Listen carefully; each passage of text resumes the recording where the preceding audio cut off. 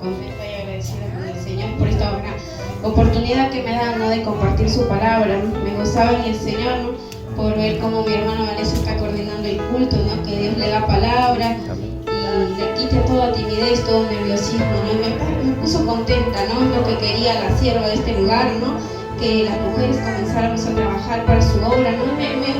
Realmente me gozaba y me ponía contenta. También la hermana la de Ori, ¿no? Me ponía contenta también como pasó y desenvolvió la palabra, ¿no? Que Dios le siga dando sabiduría, y seguir orando por su vida, ¿no?, para que le saque todo ese nerviosismo y podamos seguir creciendo todos juntos, ¿no?, hermanos, hermanas, todos en la obra de Dios, ¿no? Yo voy a estar compartiendo una palabra, pero antes voy a estar orando. Gracias, Espíritu Santo. Usa tu siervo. Alabado sea tu nombre, Señor. Padre amado, Señor, en esta hora te doy gracias. Primeramente, Señor, por un día más de vida, Señor, por traerme a tu casa de oración. Padre amado, por traer a cada hermano a este lugar, Señor. Te pido, Señor, por los que no pudieron llegar, seas tú, Padre amado, poniendo tu mano en cada uno de ellos, dándoles fuerza, Padre amado. Si estamos pasando momentos de enfermedad, de lucha, Padre amado, seas tú levantando sus manos, renovando sus fuerzas, Señor. En esta hora, Padre amado, te pido, pongas palabra en mi boca, Señor, lleves todo nerviosismo, Padre celestial. Padre amado, respáldame, Señor, y prepara el corazón de cada uno de mis hermanos, Señor, para que puedan estar escuchando tu palabra, Señor, que no sea yo, sino tú hablando, Padre celestial. En esta hora yo te doy gracias y bendigo esta palabra en el nombre del Padre, del Hijo, del Espíritu Santo. Amén. Lo voy a estar compartiendo en Santiago 1. Lleva por título La sabiduría que viene de Dios. Leemos en el nombre del Padre, del Hijo y del Espíritu Santo. Hermanos míos, tened por sumo gozo cuando os halléis en diversas pruebas, sabiendo que la prueba de vuestra fe produce paciencia. Mas tenga la paciencia su obra completa, para que seáis perfectos y cabales, sin que os falte cosa alguna. Y si alguno de vosotros tiene falta de sabiduría, pídale a Dios, el cual da a todos abundantemente y sin reproche, y le será dado. Pero pida con fe, no dudando nada, porque el que es semejante a la onda del mar, que es arrastrada por el viento y echada de una parte a otra. No piense pues quien tal haga, que recibirá cosa alguna del Señor. Hasta ahí su palabra, ¿no? Amén. Gloria a Dios. Primero, para entender esta palabra, hay que entender qué estaba pasando, porque Santiago escribió esta carta, porque es una carta pastoral, ¿no? Y Santiago es el medio hermano de Jesús, ¿no? Yo me quedaba estudiando esta palabra y no puede ser, ¿no?, el Santiago el apóstol, porque Santiago el apóstol murió muy rápido, ¿no? Fue el primer apóstol en ser muerto muerto a filo de espada, y no pudo ser él, ¿no? Es Santiago el medio hermano de Jesús, ¿no? Santiago era el líder de la iglesia en Jerusalén, capital de Israel, ¿no? Pablo fue el líder de la iglesia en toda su expansión. Santiago fue el líder de la iglesia en la capital, Jerusalén. ¿Qué ocurre, ¿no?, en este tiempo? Santiago, siendo líder de la iglesia, se martiriza a Esteban, ¿no? Es una palabra que también ya la conocemos, ¿no? ¿Qué pasó a Esteban en ese entonces, ¿no? La iglesia estaba pasando un momento difícil, ¿no? Se estaban persiguiendo a los cristianos. Santiago es apedreado y martirizado, ¿no?, muerto por defender la fe del Señor Jesucristo. Pero Esteban, mientras estaba siendo apedreado, él estaba orando por todos ellos que lo estaban apedreando. Entre aquellos que estaban participando de todo eso que lo estaban apedreando, de la matanza, había un joven que estaba atajando el manto de todos aquellos que lo estaban apedreando, que se llamaba Saulo, que después terminó siendo el apóstol Pablo, que todos conocemos, ¿no? En esa época comenzó una gran persecución a la iglesia, ¿no? Comenzó a haber matanzas, arrestos y persecución de todo tipo.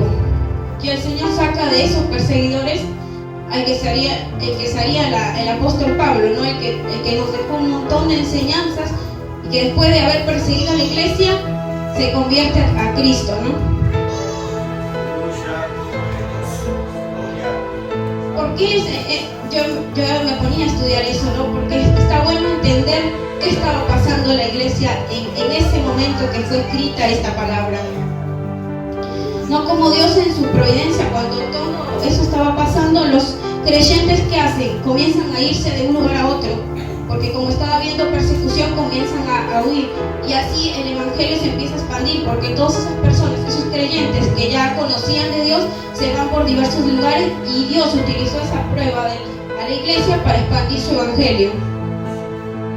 Entonces, Santiago era un pastor que estaba con sus ovejas, que él ministraba, ¿no? Que él les predicaba la palabra, y en un momento dado todos empiezan, ¿no?, a correr, y él escribe esta carta, una carta escrita para todos estos creyentes, y les daba esta palabra para que cuando están pasando pruebas. Son 12 versículos de Santiago en el que él va y quiere enseñarles a sus creyentes a que puedan, donde estén, puedan seguir con su fe, y si están pasando pruebas puedan poder salir de ellas, ¿no? Eso es lo que Santiago quería, enseñarle a sus ovejas donde quiera que estén, ¿no? Una carta para gente perseguida en situaciones muy difíciles, ¿no? Muchos de ellos lo habían perdido todo, absolutamente todo, e incluso algunos de ellos estaban trabajando para ricos que los explotaban y se estaban aprovechando de la necesidad de ellos. Así muchos siervos estaban pasando por eso, ¿no? Y por eso Santiago escribe esta carta, ¿no? Y vamos a comenzar por qué son las pruebas, ¿no? Todos ya sabemos qué son las pruebas, pero está bueno aprender un poquito más, ¿no? Las pruebas son situaciones que nos muestran las cualidades que nosotros tenemos, son situaciones que exponen nuestro corazón, quiénes realmente somos, ¿no? Sacan lo bueno y lo malo, ¿no? Ahí sale el verdadero creyente, ¿no? Si estamos firmes, si estamos débiles, las pruebas hacen eso, nos van a sacar lo que tenemos dentro de nuestro corazón, eso va a salir a fluir. Entre estas pruebas vamos a sacar las pruebas cotidianas que pasamos diariamente y las pruebas grandes, ¿no? Cotidianamente pasamos todos pruebas, todos los días. No va a haber un día que no pasemos una prueba, pero son pruebas que son, como se dice, chiquitas. Podemos pasar en el trabajo, podemos pasar con nuestros niños, con los esposos, con las esposas, todos los días, ¿no? Una prueba que para mí, muchos se van a reír, por ejemplo, para mí una prueba es levantarme temprano. Me cuesta un montón levantarme temprano, me cuesta ahora en invierno levantarme a orar, me cuesta un montón. Pruebas que son chiquitas, pero que también sacan lo que tenemos dentro, ¿no? Ese querer orar. Aleluya. ¿No? En las pruebas grandes, y este tipo de pruebas grandes es donde ahí nos muestra qué tan frágiles somos, ¿no? Qué tan débiles somos y qué tan dependientes somos, ¿no? En nuestras vidas. Estas pruebas grandes pueden ser una enfermedad, la pérdida de un ser querido, tantas cosas que realmente hay un antes y un después de estas pruebas que pueden ser más grandes, ¿no? Que nos como que dice que nos hacen querer dejarlo todo, ¿no? No son esas pruebas diarias que todavía las podemos pasar y seguimos de pie, ¿no? Estas pruebas grandes hacen que titubeemos, que dudemos de nuestra fe, que dudemos si Dios está con nosotros, ¿no? Estas pruebas grandes son eso. Y según Santiago, ¿qué se espera de un creyente cuando está en medio de estas pruebas? Dice en el 2, hermanos míos, tened por sumo gozo cuando os halléis en diversas pruebas. Y este gozo no es una especie de yo estoy feliz cuando estoy pasando pruebas, porque nadie va a estar contento cuando está pasando pruebas. En el término bíblico, gozo es tener confianza en Dios. Yo confío en Dios, yo confío en que mi Dios soberano, todopoderoso, está conmigo y por ende vamos a descansar en Él. Ese es ese gozo que menciona Santiago. No es ese gozo de alegría en medio de pruebas, porque no va a ser así, pero es un descanso en Dios, y no sin quedarme sin hacer nada y esperar que todo pase, no, sino ese descanso en Dios, confío en Él que vamos a salir victoriosos, ¿no? de esa prueba. En el 3 dice, sabiendo que la prueba de vuestra fe produce paciencia, ¿no? Mas tenga la paciencia. ¿Qué es la paciencia? Es producida cuando mi fe es puesta a prueba. La paciencia, capacidad de soportar peso y capacidad de llevar situaciones. Mi creencia en Dios es puesta a prueba y eso produce paciencia. En el 4 dice, mas tenga la paciencia su obra completa para que seáis perfectos y cabales sin que os falte cosa alguna. Y aquí Santiago está diciendo que esta paciencia, esta capacidad de soportar peso, que tenga una obra completa en nosotros, y que eso nos va a hacer que seamos perfectos y cabales sin que os falte cosa alguna. ¿Qué significa? Hablando para que lo puedan entender, una madurez espiritual. Pero ¿qué pasa en la vida del cristiano? Siempre va a ser en la vida del cristiano un madurando. Nunca vamos a llegar a ser maduros espiritualmente y ya está, somos maduros. Siempre vamos a tener que seguir madurando, siempre vamos a tener que seguir siendo procesados, siempre vamos a tener que seguir pasando estas pruebas para que el Señor siga moldeando y para poder ser perfectos y cabales como dice su palabra. Porque alguien que está en medio de tribulaciones está confiado y esperanzado, ¿no? En su Señor. Es alguien que está confiado realmente, es alguien que está desarrollando esa madurez espiritual, pero en algún momento algo todavía nos falta. Entonces es un madurando. Todo el tiempo voy a estar madurando en las cosas de Dios para poder seguir hasta que Cristo nos lleve, ¿no? En el 5, ¿no? Dice, y si alguno de vosotros tiene falta de sabiduría, pídale a Dios, el cual da a todos abundantemente y sin reproche, y le será dada. Primero Santiago dice que cuando estemos pasando pruebas tengamos gozo. Después que estas pruebas producen paciencia en nosotros. Después que esta paciencia va a hacer que nosotros seamos perfectos y cabales, para que puedan seguir como Santiago está escribiendo esta carta. Pero después me puse a pensar yo, ese gozo cuando uno está pasando esas pruebas, ese descanso en Dios no siempre va a estar. ¿Y qué pasa cuando ese gozo no viene a nuestra vida? Ahí Santiago te dice, y si alguno de vosotros tiene falta de sabiduría, pídale a Dios. Voy a estar compartiendo en Proverbios 2:6, 2 del 1 al 6. Después dice, hijo mío, si recibieres mis palabras y mis mandamientos y guardares dentro de ti, haciendo estar atento tu oído a la sabiduría, si inclinares tu corazón a la prudencia, si clamares a la inteligencia y a la prudencia dieras tu voz, si como a la plata la buscares y la escudriñares como a tesoros, entonces entenderás el temor de Jehová y hallarás el conocimiento de Dios. Porque Jehová da la sabiduría de su boca, y de su boca viene el conocimiento y la inteligencia. Aleluya. Bendecido Jesús. Vemos, ¿no? Que si yo tengo en cuenta la palabra de Dios y si yo inclino mi corazón a sus mandamientos, yo voy a terminar entendiendo el temor de Jehová. Eso es lo que nos está diciendo Proverbios 2 del 1 al 6, ¿no? ¿Y qué es el temor de Jehová? Es un temor de entender, de comprender ante quién estamos, ¿no? Ante quién uno está, y tener una postura reverente al dirigirnos a Dios, ¿no? A Jehová. Ese temor es la base de la sabiduría. En el Salmo 111:10 dice, el principio de la sabiduría es el temor de Jehová. Y la sabiduría es esto, entendiendo que ante quién estamos, quién es el juez, quién es nuestro Padre. La sabiduría es la capacidad de comprender los tiempos, los momentos y actuar en consecuencia con prudencia. Aplicar ese conocimiento en el momento adecuado, ser prudentes.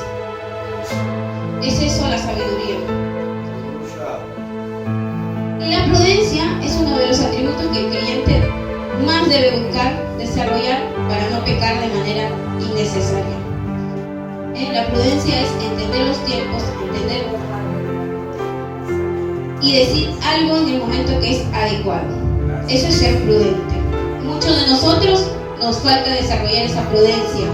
Nos falta que cuando estamos pasando algo, saber analizar la situación y saber que en ese momento no tenemos que decir ciertas cosas, porque el momento está como encendido y no tenemos que hablar, pero hablamos y se hace todo un embrollo. Entonces eso no es ser prudente, y el cristiano constantemente tiene que estar pidiéndole prudencia al Señor, ¿no? Porque dice, y si alguno de vosotros tiene falta de sabiduría, ¿no? Santiago pudo haber escrito esto como, ya que todos tienen falta de sabiduría, pídanlo.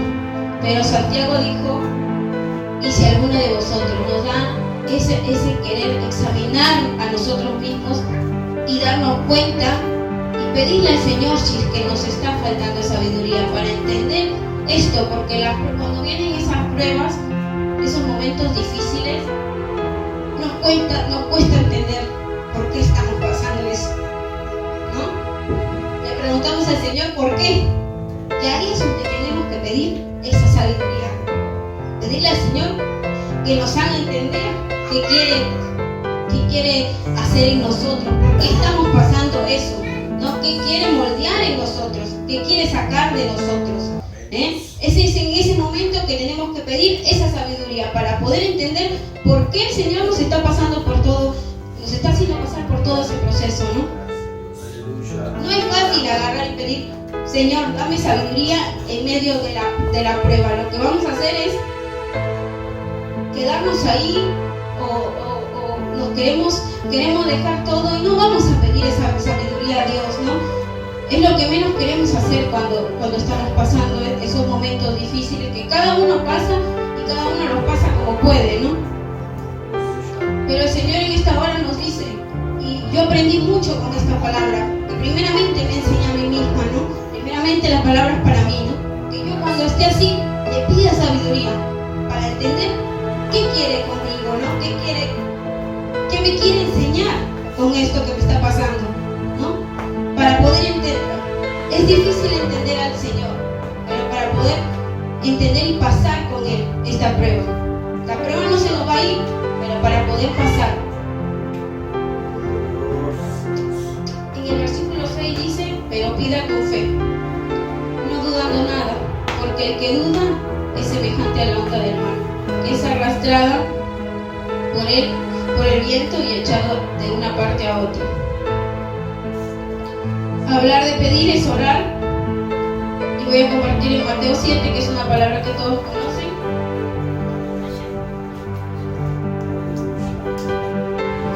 Mateo 7, que dice, pedid y se os dará, buscad y hallaréis, llamad y se os abrirá. Llamad y se os abrirá. Y en el versículo 7 dice, no piense pues quien tal haga que recibirá cosa alguna del Señor. Nosotros podemos todo el tiempo que pedimos, queremos que el Señor haga como nosotros le pedimos, pero no es todo el tiempo lo que nosotros queremos. Dios no lo va a hacer, porque para Dios lo que nosotros queremos capaz que no es necesario en ese momento para nosotros, y esas buenas cosas que nosotros queremos para el Señor todavía no son necesarias. Entonces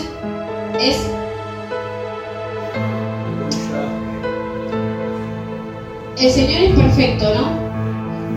Entonces entendía y comprendía cuando decía esta parte, ¿no? No piense pues quien tal haga que recibirá cosa alguna del Señor, porque no todo lo que pedimos lo vamos a recibir, ¿no? Incluso en la Biblia hay ejemplos de de esto, ¿no? En algún momento dado Dios sí le concedió y en otro no le oró, pero no se le cumplió lo que le pidió al Señor, ¿no? Y así también, porque es depende el momento y cuando Dios quiere cumplirnos eso, ¿no? Voy a estar compartiendo una historia en Hechos 29.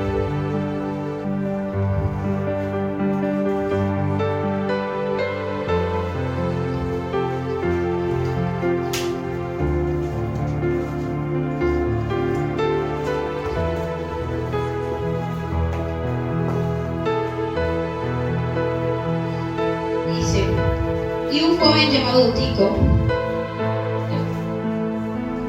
que estaba sentado en la ventana, rendido de un sueño profundo, por cuanto Pablo disertaba largamente, vencido del sueño, cayó del tercer piso abajo y fue levantado muerto.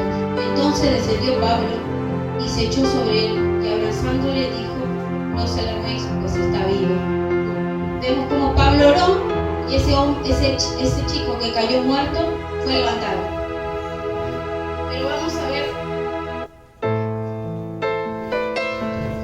en 2 de Corintios,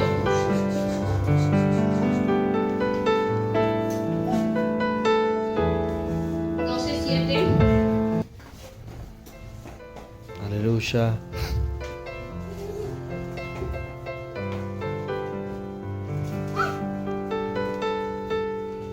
Gloria a Dios.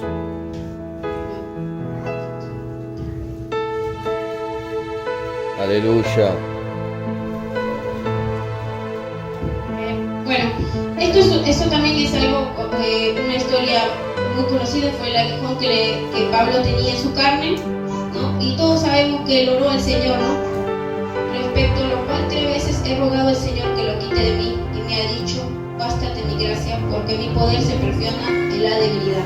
Pablo le rogó al Señor, pero el Señor le dijo que se basa en su gracia. No le cumplió lo que él quiso, porque ese aguijón tenía que estar ahí para su propósito, para que él no se gloríe en él, sino para que sea Dios quien se gloríe, ¿no? Y vemos cómo el Señor cumple lo que está diciendo. Algunas veces se nos va a cumplir, otras veces no, y tenemos que ser sabios para poder entender los propósitos que el Señor tiene con nosotros, y no renegar, sino entender al Señor, ¿no?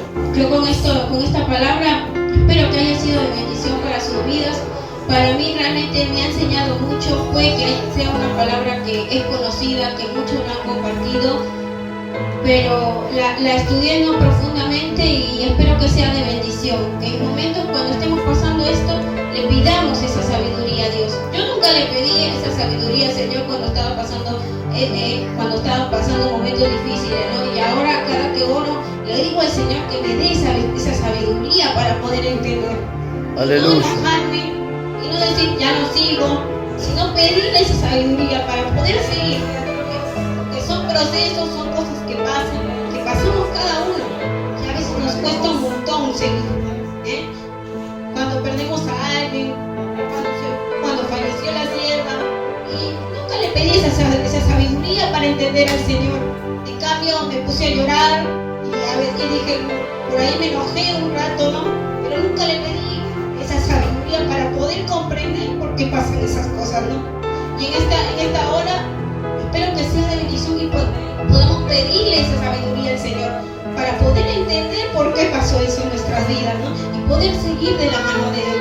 Que si nos dio ese aguijón en nuestra carne, si nos dio estos procesos que pasan, los pasemos con Él y seamos sabios y prudentes y sigamos con Él. No seamos cobardes, sino que sigamos adelante, ¿no? Con esto yo le doy gracias al Señor y que siga la continuación. Gloria.